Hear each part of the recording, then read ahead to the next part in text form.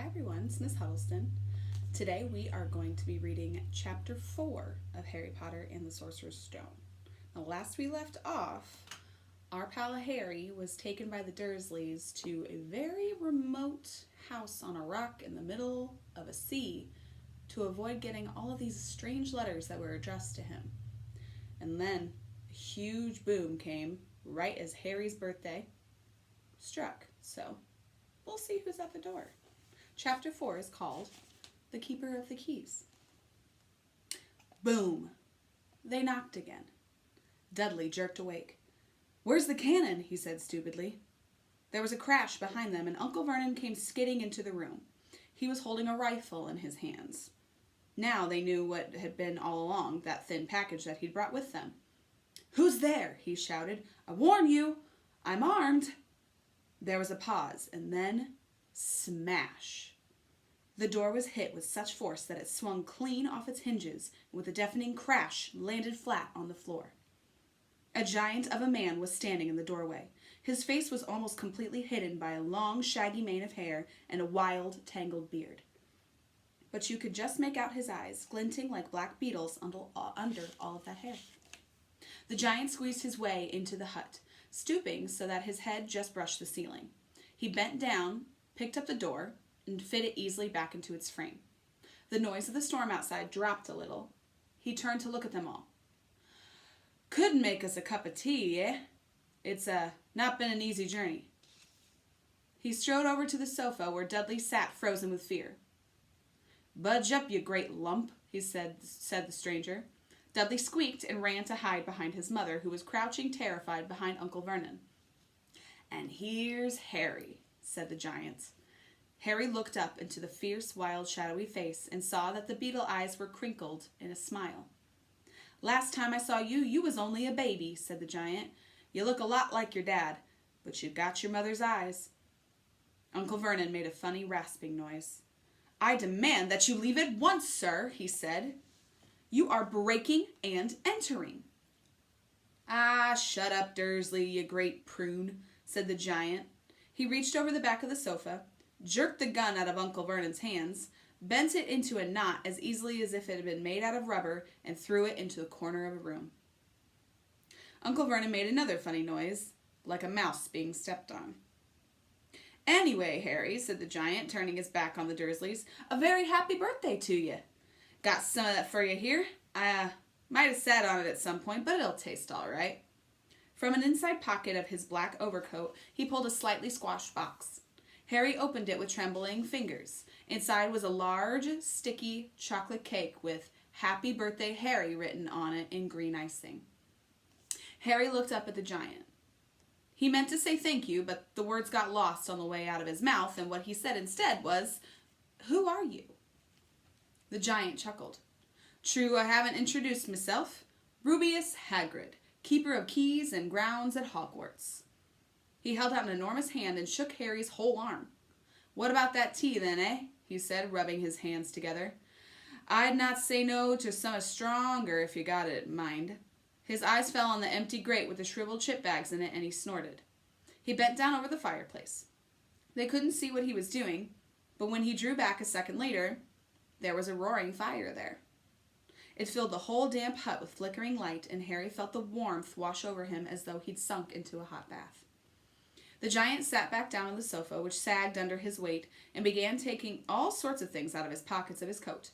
A copper kettle, a squashy package of sausages, a poker, a teapot, several chipped mugs, and a bottle of some amber liquid that he took a swig out of before he started making tea. Soon the hut was full of sound and smell of sizzling sausage. Nobody said a thing about that while the giant was working, but as he slid the first 6 fat, juicy, slightly burnt sausages from the poker, Dudley fidgeted a little. Uncle Vernon said sharply, "Don't touch anything he gives you, Dudley." The giant chuckled darkly. "Your great puddin' of a son don't need fattening any more, Dursley, don't worry." He passed the sausages to Harry, who was so hungry he had never tasted anything so wonderful, but he still couldn't take his eyes off the giant. Finally, as nobody seemed about to ask anything, he said, "I'm sorry, but I still really don't know who you are." The giant took a gulp of tea and wiped his mouth with the back of his hand. "Call me Hagrid," he said. "Everyone does. And like I told you, I'm keeper of keys at Hogwarts. You'll know all about Hogwarts, of course. No, said Harry. Hagrid looked shocked. Sorry, Harry said quickly. Sorry? Barked Hagrid, turning to stare at the Dursleys who shrank back into the shadows. It's them that should be sorry. I knew you weren't getting your letters, but I never thought you wouldn't even know about Hogwarts, for crying out loud. Did you ever wonder about where your parents learned it all? All what? Asked Harry. All what? Hagrid thundered. Now wait just 1 second. He had leapt to his feet. In his anger, it seemed to fill the whole hut. The Dursleys were now cowering against the wall. Do you mean to tell me, he growled at the Dursleys, that this boy knows nothing about anything? Harry thought this was going a bit far. He had been to school, after all, and his grades weren't bad. I know some things, he said. I can do math and stuff. But Hagrid simply waved his hand and said, about our world. I mean your world, my world, your parents' world. What world? Hagrid looked as if he were about to explode. Ooh, how's he feeling right now? Dursley, he boomed. Uncle Vernon, who had gone very pale, whispered something that sounded like Mimblewimble. Hagrid stared wildly at Harry. But you must know about your mom and dad, he said. I mean, they're famous. You're famous. What? My mom and dad weren't famous, were they? You don't know. You don't know. Hagrid ran his fingers through his hair, fixing Harry with a bewildered stare. You don't know what you are? He said finally. Uncle Vernon suddenly found his voice. Stop, he commanded. Stop right there, sir. I forbid you to tell the boy anything. A braver man than Vernon Dudley would have quailed under the furious look Hagrid now gave him when Hagrid spoke. His every syllable trembled with rage. You never told him? Never told him what was in the letter Dumbledore left for him. I was there. I saw Dumbledore leave it, Dursley, and you kept it from him all these years? Kept what from me? Said Harry eagerly. Stop! I forbid you! Yelled Uncle Vernon in panic. Aunt Petunia gave a gasp of horror. Ah, go boil your heads, the both of you, said Hagrid. Harry, you're a wizard. There was silence inside the hut. Only the sea and the whistling wind could be heard. I'm a what? Gasped Harry. A wizard, of course, said Hagrid, sitting back down on the sofa, which groaned and sank even lower.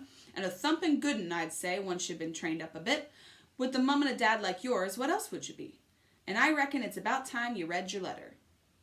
Harry stretched out his hand at last to take the yellowish envelope addressed in emerald green to Mr. H. Potter, the floor, hut on the rock, the sea. He pulled out the letter and read. Hogwarts School of Witchcraft and Wizardry. Headmaster Albus Dumbledore, Order of Merlin, First Class, Grand Sorcerer, Chief Warlock, Supreme Mugwump, International Confederation of Wizards. Dear Mr. Potter, we are pleased to inform you that you have been accepted at Hogwarts School of Witchcraft and Wizardry. Please find enclosed a list of all necessary books and equipment. Term begins on September 1st. We await your owl by no later than July 31st. Yours sincerely, Minerva McGonagall, Deputy Headmistress. Questions exploded inside Harry's head like fireworks, and he couldn't decide which to ask first. After a few minutes, he stammered, What does it mean they await my owl? Galloping Gorgons, that reminds me, said Hagrid, clapping a hand to his forehead with enough force to knock over a cart horse, and from yet another pocket inside his overcoat he pulled an owl. A real, live, rather ruffled-looking owl, a long quill, and a roll of parchment. With his tongue between his teeth, he scribbled a note that Harry could read upside down. Dear Professor Dumbledore, given Harry his letter, taking him to buy his things tomorrow, weather's horrible, hope you're well, Hagrid. Hagrid rolled up the note, gave it to the owl, which clamped it in its beak, went to the door, and threw the owl out into the storm. Then he came back and sat down as though this was as normal as talking on the telephone. Harry realized his mouth was open and closed it quickly. Where was I? Said Hagrid, but at that moment Uncle Vernon, still ashen-faced but looking very angry, moved into the firelight. He's not going, he said. Hagrid grunted.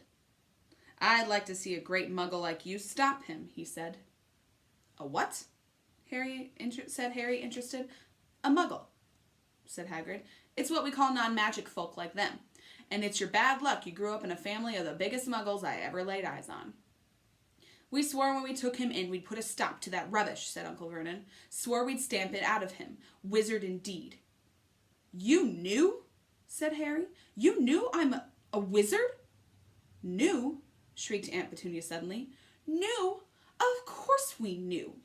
How could you not be? My dreaded sister being what she was? Oh, she got that letter just like that and disappeared off to that school and came home every vacation with her pockets full of frog spawn, turning teacups into rats. I was the only one who saw her for what she was. A freak. But for my mother and father, oh no, it was Lily this and Lily that. They were proud of having a witch in the family.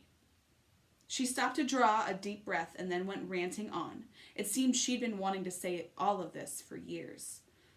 And then she met that Potter at school, and they left and got married and had you, and of course, I knew you'd be just the same, just as strange, just as abnormal. And then, if you please, she went and got herself blown up, and then we got landed with you. Harry had gone very white. As soon as he found his voice, he said, Blown up? You told me they died in a car crash. Car crash? Roared Hagrid, jumping up so angrily that the Dursleys scuttled back to their corner. How could a car crash kill Lily and James Potter? It's an outrage, a scandal. Harry Potter not knowing his own story when every kid in our world knows his name? But why? What happened? Harry asked urgently. The anger faded from Hagrid's face. He looked suddenly anxious. I never expected this, he said in a low, worried voice.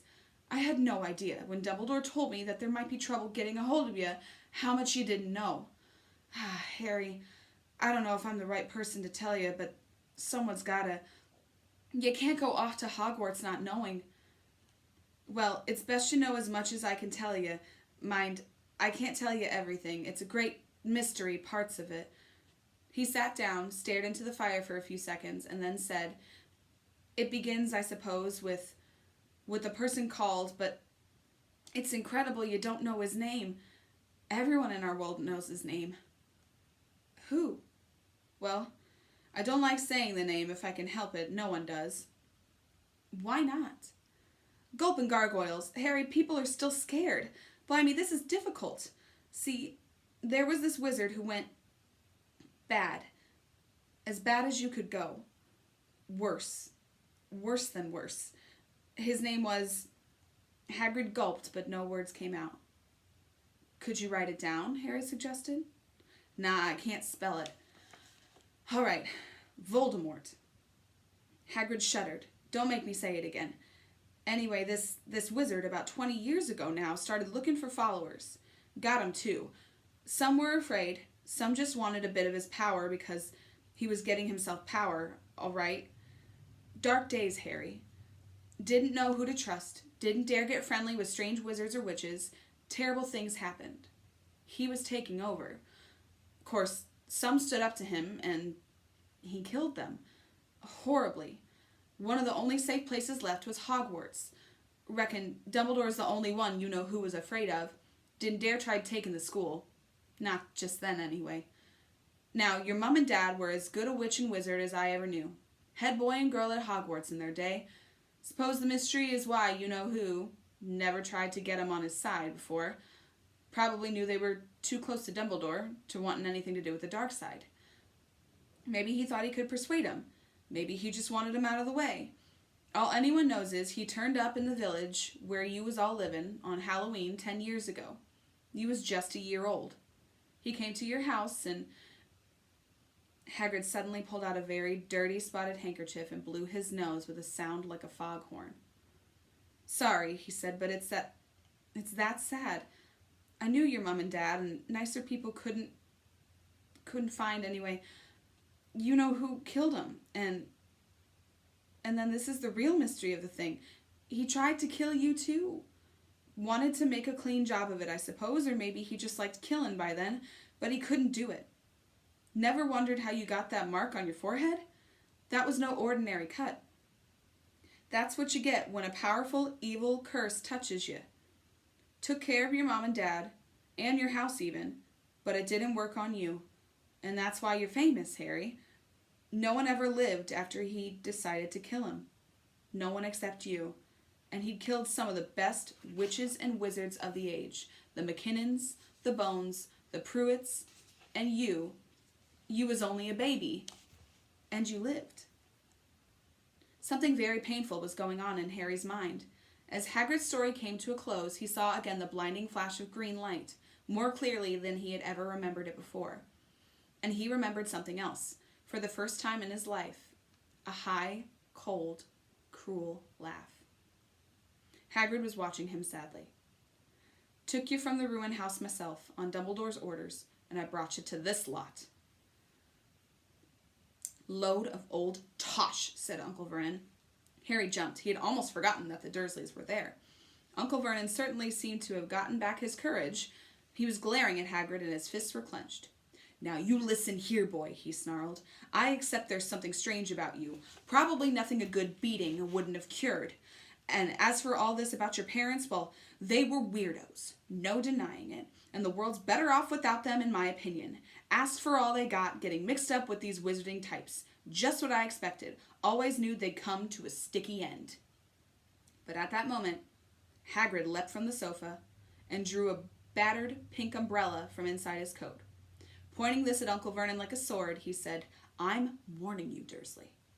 I'm warning you. One more word. In danger of being speared on the end of an umbrella by a bearded giant, Uncle Vernon's courage failed again. He flattened himself against the wall, and he fell silent. That's better, said Hagrid, breathing heavily and sitting back down on the sofa, which this time sagged right down to the floor. Harry, meanwhile, still had questions to ask, hundreds of them. But what happened to you know who? Good question, Harry. Disappeared. Vanished. Same night he tried to kill you. Makes you even more famous. That's the biggest mystery, see? He was getting more and more powerful. Why'd he go? Some say he died. Codswallop, in my opinion. Don't know if he had enough human left in him to die. Some say he's still out there. Biding his time. But I don't believe it. People who was on his side came back to ours. Some of them came out of kind of trances. Don't reckon they could have done if he was coming back. Most of us reckon he's still out there somewhere but lost his powers, too weak to carry on. 'Cause something about you finished him, Harry. There was something going on that night he hadn't counted on. I don't know what it was. No one does. But something about you stumped him, all right. Hagrid looked at Harry with warmth and respect blazing in his eyes, but Harry, instead of feeling pleased and proud, felt quite sure there had been a horrible mistake. A wizard? Him? How could he possibly be? He'd spent his life being clouded by Dudley and bullied by Aunt Petunia and Uncle Vernon. If he really was a wizard, why hadn't they been turned into warty toads every time they tried to lock him up in his cupboard? If he'd once defeated the greatest sorcerer in the world, how come Dudley had always been able to kick him around like a football? Hagrid, he said quietly, I think you must have made a mistake. I don't think I can be a wizard. To his surprise, Hagrid chuckled. Not a wizard, eh? Never made things happen when you were scared or angry? Harry looked into the fire. Now he came to think about it. Every odd thing that had ever made his aunt and uncle furious with him happened when he, Harry, had been upset or angry. Chased by Dudley's gang, he had somehow found himself out of their reach. Dreading going to school with that ridiculous haircut, he managed to make it grow back. And the very last time Dudley had hit him, hadn't he got his revenge even without realizing he was doing it? Hadn't he set a boa constrictor on him? Harry looked back at Hagrid smiling and saw that Hagrid was positively beaming at him. See, said Hagrid, Harry Potter, not a wizard, you wait. You'll be right famous at Hogwarts. But Uncle Vernon wasn't going to give in without a fight. Haven't I told you he's not going? He hissed. He's going to Stonewall High and he'll be grateful for it. I've read those letters and he needs all sorts of rubbish. Spellbooks and wands and if he wants to go. A great muggle like you won't stop him, growled Hagrid. Stop Lily and James Potter's son going to Hogwarts? You're mad. His name's been down ever since he was born. He's off to the finest school of witchcraft and wizardry in the world. 7 years there, and he won't know himself.